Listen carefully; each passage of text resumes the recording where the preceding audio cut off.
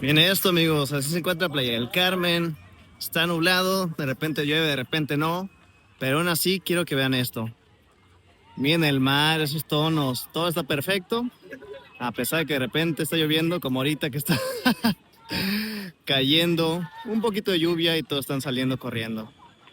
Pero bueno, amigos, nos vemos al rato en el en vivo, si la lluvia nos lo permite, por YouTube. Un poquito de lluvia no hace mal.